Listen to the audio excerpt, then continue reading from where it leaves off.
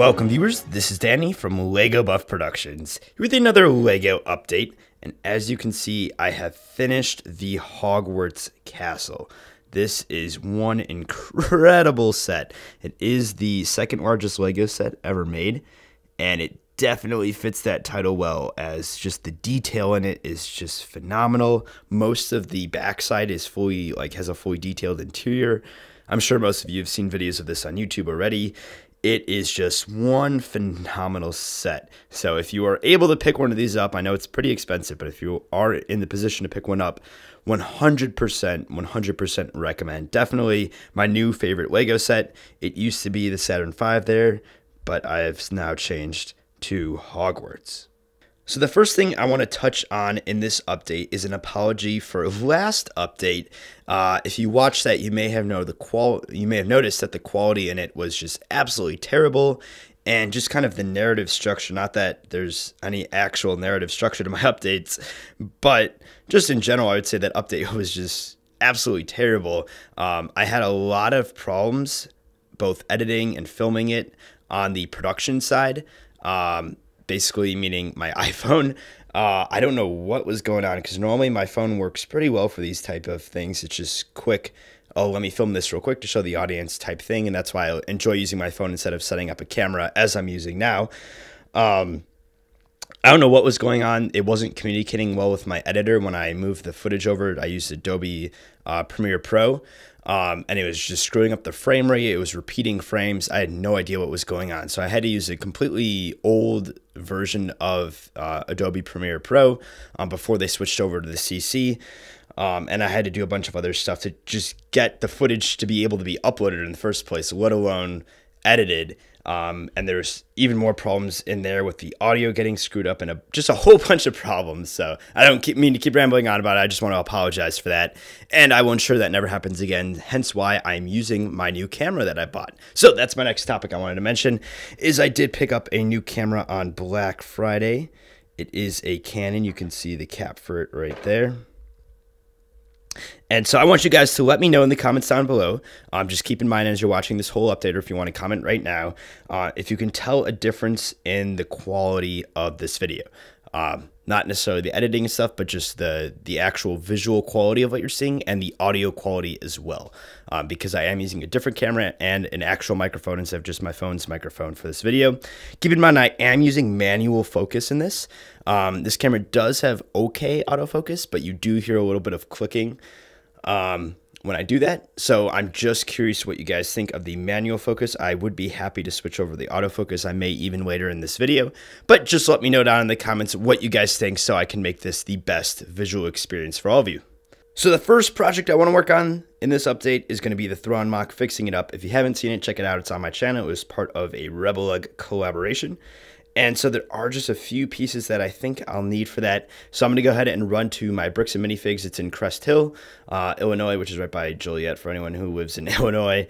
And I'm going to meet up with my friend Matt, Bricktail Studios. He's also in Rebelug. We're going to meet up there, spend a few hours kind of digging through their pieces there, and hopefully find what I need. So I am down here in my video room now. You may remember this from some updates that I uploaded quite a while ago back in the summer. And so here is what I picked up from Bricks and Minifigs. So I got one of their smaller bags. I think this is normally their $20 bag. And so I got quite a few white pieces you can see in there. The reason for that being is I am thinking about building a Hoth Mach in the future. Just a really small one. Really small one. I'll get into that later. Just for fun, really. But there's a few white bush gray pieces you can kind of see in there. I didn't pick up too many of them because I wasn't sure exactly which ones I wanted to use for the Mach, so I kind of picked up a few choices. I'll see what I like, and then I may go back there, or I may just order the rest on Bricklink, depending on if I have enough time before I go back to college to stop by there again. So I'm going to go ahead and bring these up to the Lego room and start working on them. I just moved over my Thrawn Mach right to my main building area, and just to give you guys an overview so you'll know kind of what I'm going to target first, I'm not just going to rebuild it, I'm going to make it better. So these are all the pieces that fell off in travel, and I kind of took some of these apart when I came back from couches because I knew they'd fall off. And here's all I have left once those are taken off. So the first thing I need to figure out is, when I built this, I made the mistake of, if you look at it kind of from this angle right here, you can see that the distance from this booth right here to, this is like where the counter connects, the distance from here to here is different from this distance from here to here. And this whole segment kind of like pops off like that.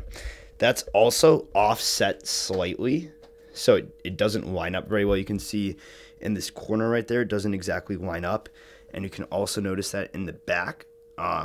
So I think I have to go an extra row of either plates or bricks here, and then add in another row here to kind of make that flush, or maybe just take off a row or something like that.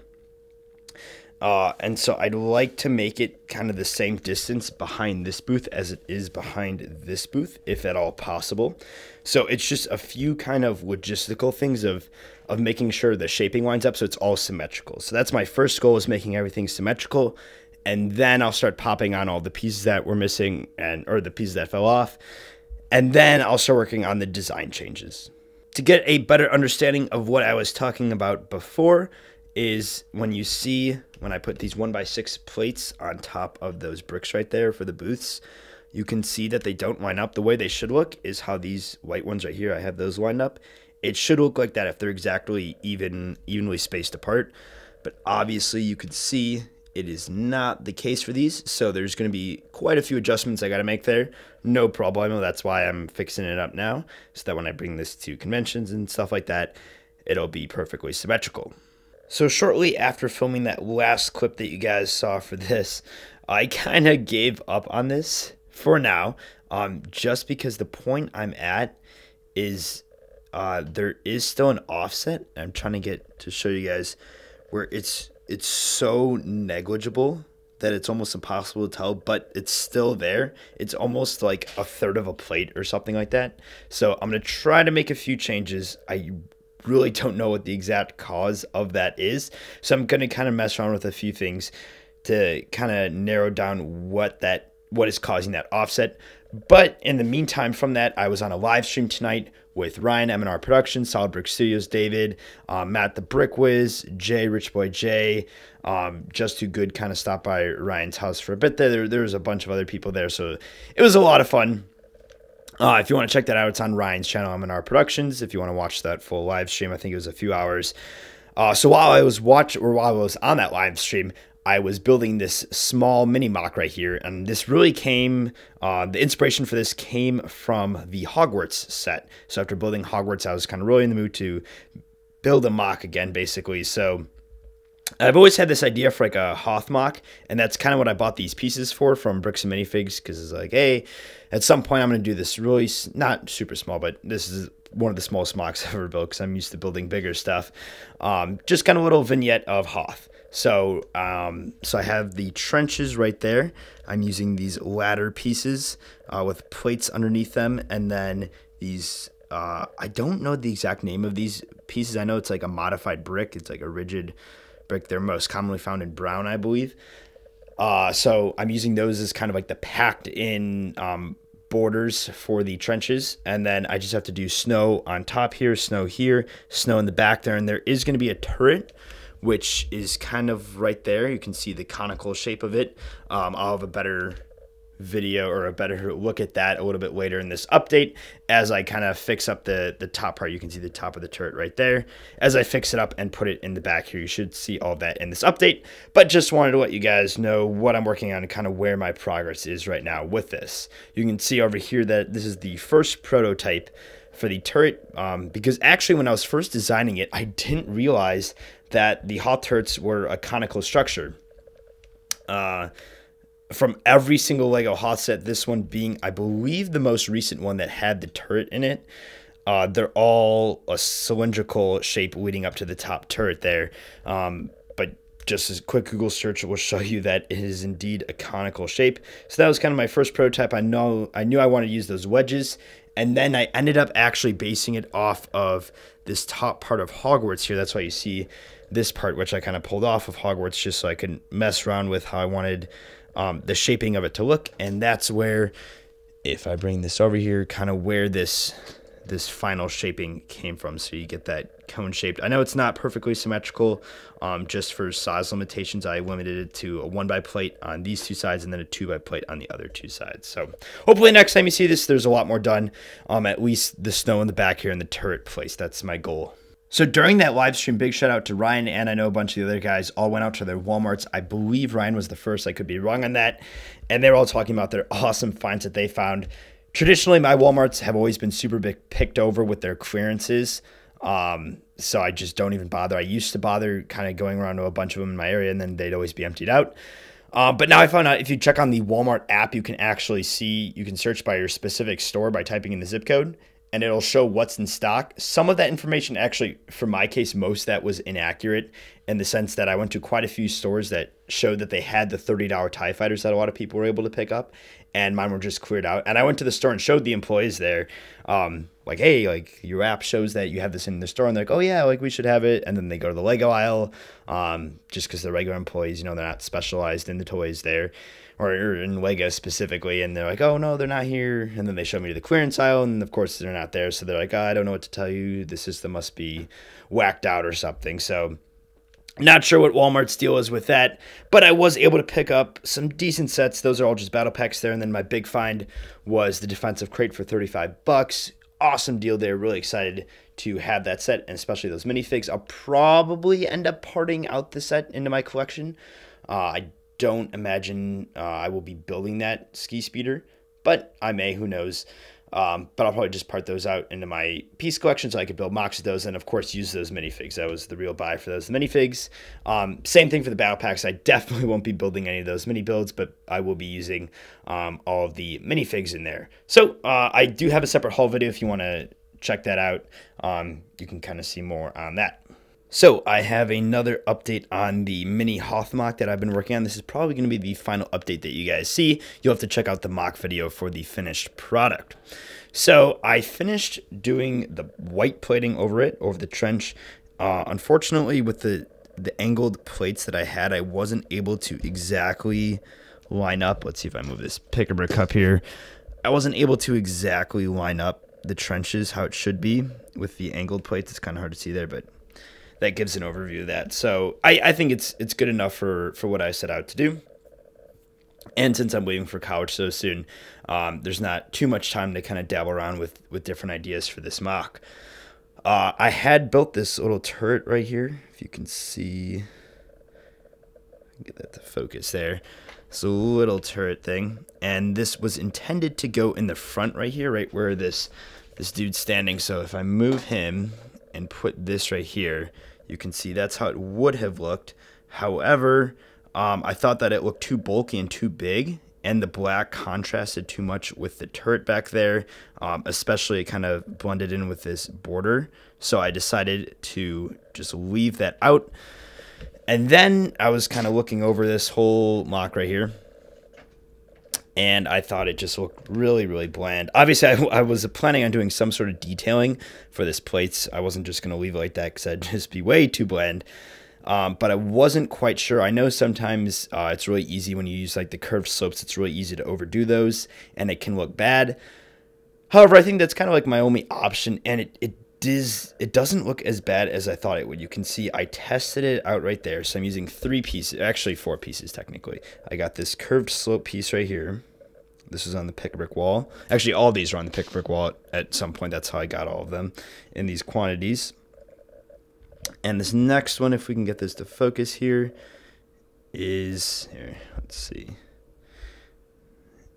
It's going to be this piece right here, which is kind of like a regular slope with a plate connected to it. And then the last piece is going to be this like 1x2 chi slope.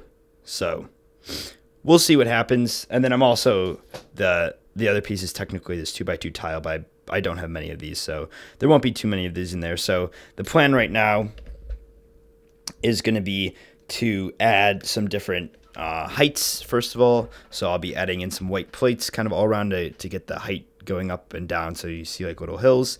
And then I'll be doing this technique right here all over the entire Mach, and we'll see how that ends up turning out. So it is Friday evening right now. I finished building the Mach this morning, took the pictures, uploaded the video. Quick apology for that. I was not very pleased with how the video turned out. I never really done a picture slideshow before. I know I did it for my Thrawn Mach, just because that was the format we were using for the Rebel collab. But I did for that, and I absolutely hated how it turned out. Yeah, that was bad. So sorry about that. It was a mini Mach, so I don't care too much about it. I mean, obviously I still care. It's my stuff. I think video does this Mach a lot more justice. The pictures did not really show like the cool factor, and just video is a better medium in my opinion to present Mach. So I will never be uploading another Mach slideshow again. Sorry about that, guys. But with the Thrawn Mach, I remember earlier in this update, you'll have remembered that I mentioned that I kind of gave up with aligning this. Well, I now have it aligned. Big thanks to Lego Spencer 11, the YouTube channel, Instagram account. I'm actually in a call with them right now on the Rebel Discord, him, Everett, and Noah, just talking about fun stuff. And so Spencer kind of helped me get this aligned. One of the main problems was I was using these jumpers underneath the booths to figure out the alignment, and that was just screwing off the measurements. So I just took the jumpers off so I could align it, and then I can put them all back on and it'll be all set. So now I'll add on all the booths, make the adjustments for up here so that is aligned, and then redo this front part. And then I'll hopefully have time on break to build the kitchen there. We'll see if I'm able to get to that before I head back. So that's kind of my plan for tonight. As for this Mach, I'll probably leave it together, and I'll probably end up bringing it to Brickworld, honestly. Pretty satisfied with how it turned out. I like how it turned out again. I liked how it turned out, just not how I presented it in that video. So to give you an idea of how behind I am on my sorting, I was looking for these pieces right here, these modified bricks that are like curved, and I pulled those, I think there's 12 there, off of a set at the Barn MHC, which is a set I bought at like the garage sale at Brick Fair one year. This kind of like half built, I think, I'm not really sure. So I pulled those off there, but I was like, I know I have a ton of these somewhere. Where could those be? And then I remembered that they were part of another Mach. This is from my part of the Rebel collaboration at Brickworld of last year, the Zoo collaboration. I built like a little X-Wing thing. There's a video of my specific Mach on my YouTube channel if you want to check that out. It's in my Machs playlist, which is always at the end of all my videos. And so it's actually, most of it is fully built. I took off the X-Wings, but the rest of it's pretty much built. So it's in my bedroom right now. So I went in there and had to look around because I wasn't sure exactly which part of the Mach, but I'm like, it's pretty sure it's in that Mach. And so these were on like the covers for each of the hangers. So I do have 4 of them, 1, 2, 3, 4 right there. So now I should have enough of those pieces. I'm kind of redesigning the windows of the Mach right here, so that's what I need them for. So we'll see if that's enough, and we'll see how far I can get in there. This is the final state that you'll see the Mach in, as I am leaving for college tomorrow. So today is my packing day, so no more building for me. I do have quite a few parts to order, including these curved tiles. I'm not using those bricks in the final Mach, just I'll have curved tiles there. Those are new pieces, though, so I don't have any of those yet. So there's quite a few pieces I have to order, but that's all you're seeing for that. And that's going to do it for this update. I know it's a really long one. Sorry about that. But thanks for hanging in there. Thanks for watching. Don't forget to check out my channel for some other awesome LEGO videos, and have a great day.